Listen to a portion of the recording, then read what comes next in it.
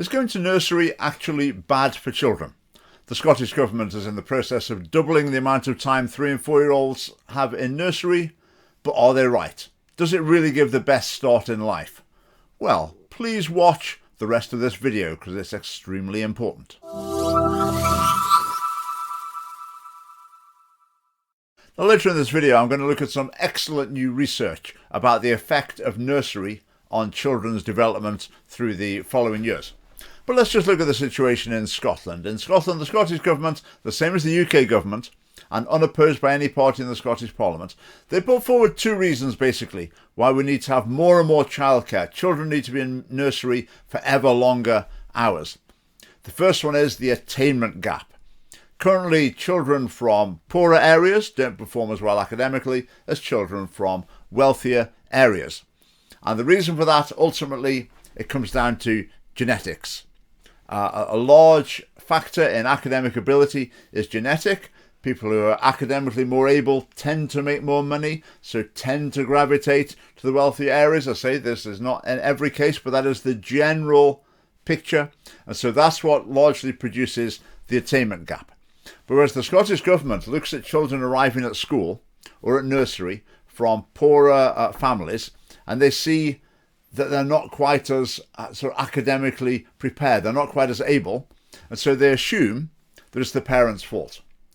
Parents in poorer families, they're just a bit rubbish, they're not bringing up their children properly, and that's producing the attainment gap, which is extremely unfair, because the problem is the Scottish Government and the whole educational establishment, that they're science deniers. They refuse the science related to IQ and genetics, and they assume everything must come down to money and social class and upbringing and these sort of things, which is just not true. And the other thing as well is they just generally believe that professionals are better at everything than amateurs like parents. So if you can get children in the hands of professionals, that's obviously going to be better for their development. That's one side of it. So closing the attainment gap, giving children the best start in life in terms of their educational outcomes in the future. Right, the other aspects to it for the Scottish Government, I say and all the other parties as well, is sort of feminist ideology. I mean, as Stalin said, being a mother at home is some sort of stultifying drudgery, I think was the term he used. So in order to liberate women, they need to be out of the house. They shouldn't be at home looking after their own kids. They should be working in an office or earning money somewhere. Basically, it doesn't matter where they are, as long as they're not at home looking after their own kids, because that's what's necessary in order to liberate women and to achieve equality. Now, that's not an ideology that I adhere to. It's not an ideology that the majority of women in Scotland adhere to either.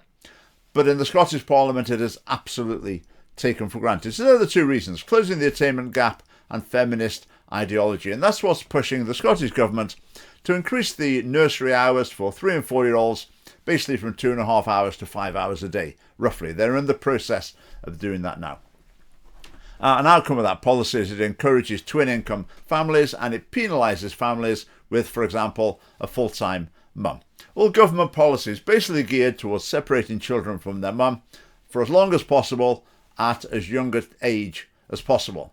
I mean, you see this sort of ethos. I mean, the Scottish Parliament, the idea of a Mother's Day debate, not on your life. They never do that. International Women's Day, however, which is about often women in work and they're achieving things outside the home, that gets a very special place. But Mother's Day, no, they're not really interested in that. I often sum up their approach to childcare as the ABM approach to childcare. ABM, anyone but mum. They don't mind who's looking after kids as long as it isn't mum. Now, my advice, if anyone wants it, would be, I do believe that young children, preschool children, spending the vast majority of the time with their mother is natural and best. I think that's what most mums want to do, and I think it's what benefits children the most. But Scottish Family Party policy, we're not about trying to sort of encourage people to do the things the way I think. We're trying to give people choice. So if what families want to have, for example, mum to be at home full time with the kids, we want to make that choice possible instead of having that whole system stacked against them.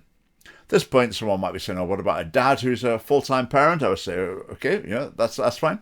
I mean, personally, I don't think that's ideal. I do feel it's the mother is more naturally attuned to that role. But anyway, that's my view.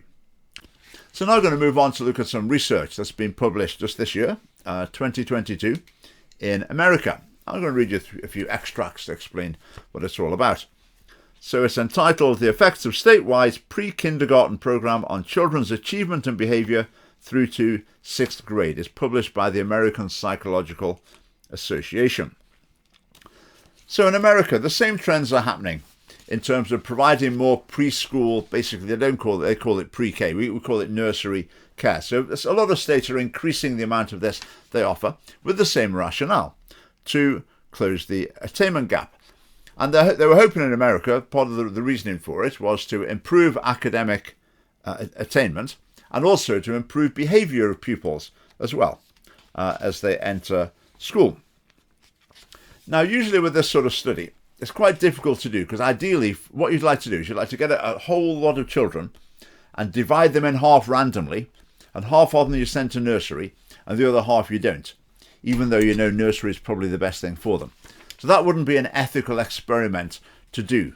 And so it's very hard to get high quality research. But what happened in Tennessee is they started introducing the program, and this was at a stage where the program was sort of half implemented, and so people could apply for it. But when they applied for it, there was roughly a 50-50 chance whether the children got into nursery or were put on a waiting list. And this only applied to children from lower socio-economic groups. They were targeting poorer families, basically, again, trying to close the so-called attainment gap. So from a social scientific point of view, this is the perfect experiment. You're taking a group of families, you're dividing them completely randomly. Half of them go to nursery, roughly half of them go to nursery, the other half of them don't. And then you can track the progress through the years to come. Say, social scientist's dream. So let's see a little bit about this program in Tennessee. So it's for 4-year-old children from low-income families. Minimum instructional time, 5.5 hours a day, 5 days a week, which is not dissimilar from what's been introduced in Scotland. Classes no more than 20 students, staffed by a state licensed teacher, endorsed for early childhood education, paid at a public school teacher rates, and an educational assistant in each room, curriculum selected from a state-approved list. In other words, totally professional, high quality. And later on in the research, it emphasises the fact that the Tennessee pre-K program had been lauded by various inspectors and academics as a really high quality program. Okay, let's see what difference it made to the children who did it. Right, by 3rd grade, so we're talking 3 or 4 years after the nursery, control children outperformed children who went to the nursery across 3 subject areas, with those differences statistically significant for mathematics and science. So in maths and science, the pupils who didn't go to nursery were doing better at a statistically significant level.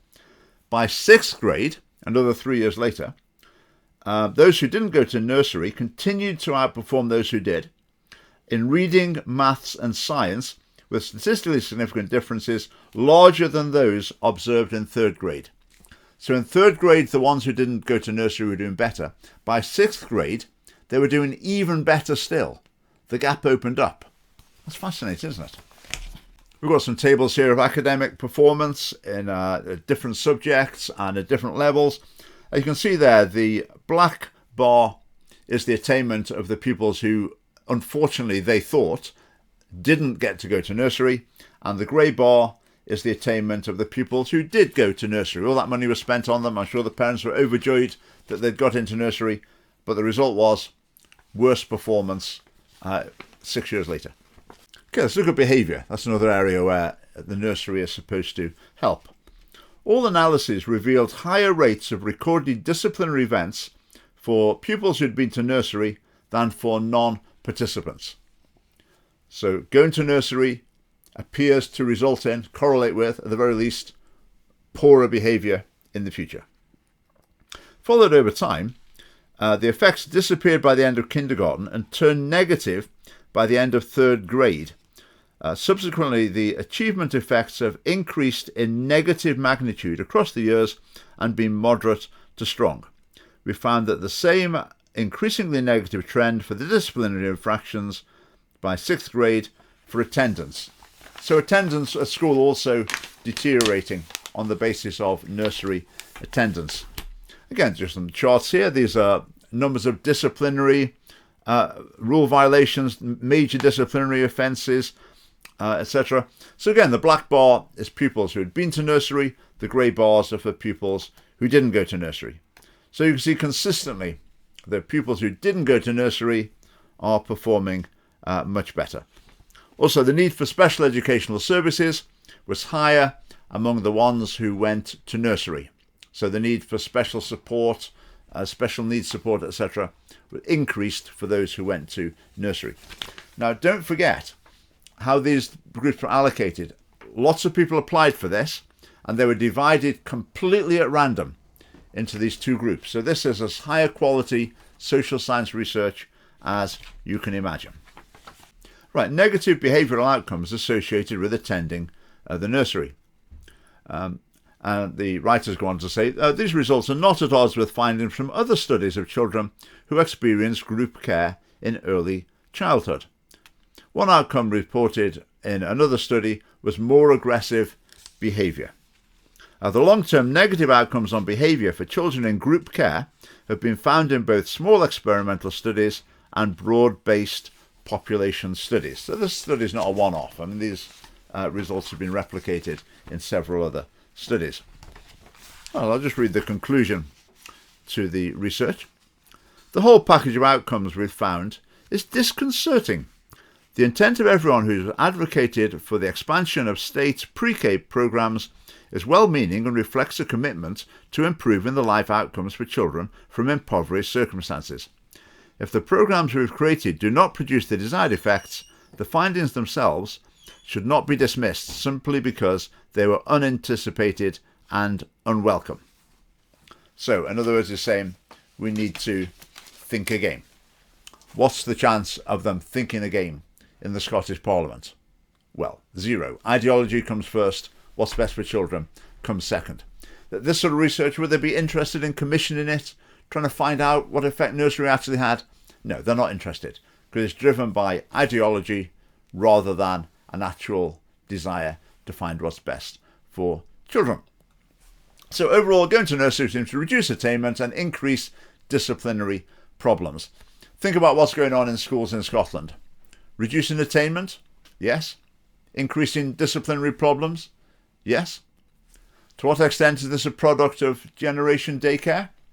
Well, logically, it would be sensible to consider the possibility that it's a very significant factor in what's going on in schools and in the increased problems, mental health problems, etc., that are being faced by young people in Scotland today. So I am suggesting that Scotland is making a colossal mistake, a huge mistake, in spending billions of pounds in order to harm children and negatively affect their life chances by increasing the amount of time that they're in nursery.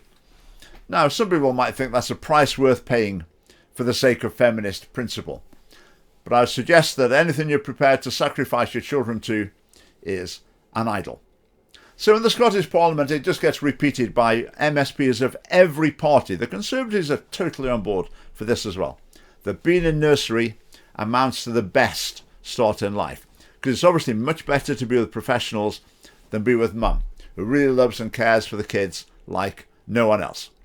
But in terms of the evidence, I'm not sure there is any. If you hear them talking about it in the Parliament, they say it's the best start in life. Do they produce any evidence to back that up? No. Well, the Scottish Family Party policy, we want to give parents choice. We don't want to pressurise them into the ABM approach, anyone but mum looking after the kids. We want there to be choice. So as the nursery provision doubles, our policy is that if a family says, well, no thanks, we don't want twice as much nursery care, just a morning's enough for us, then they can have the cash instead. The cash that would otherwise have been spent on providing nursery care, they could just take the cash. Now, I can't talk about this topic without reading my favourite quote from one of my favourite authors on this very topic. This is what G.K. Chesterton had to say about it. Some social reformers try to evade this difficulty, I know, by some vague notion about the state or an abstraction called education, eliminating the parental function. It is based on that strange new superstition, the idea of infinite resources of organisation. It's as if officials grew like grass or bred like rabbits. There's supposed to be an endless supply of salaried persons and of salaries for them, and they are to undertake all that human beings naturally do for themselves, including the care of children. The actual effect of this theory is that one harassed person has to look after 100 children instead of one normal person looking after a normal number of them. Normally that normal person is urged by a natural force which costs nothing and does not require a salary. The force of natural affection for his young, which exists even among the animals. If you cut off the natural force and substitute a paid bureaucracy, you're like a lunatic who should carefully water his garden with a watering can while holding up an umbrella to keep off the rain. So it's like the whole Scottish Parliament. It's like a lunatic who would carefully water the garden with a watering can while holding up an umbrella to keep off the rain. So all that remains to be said is to wish all mums a happy Mother's Day on Sunday.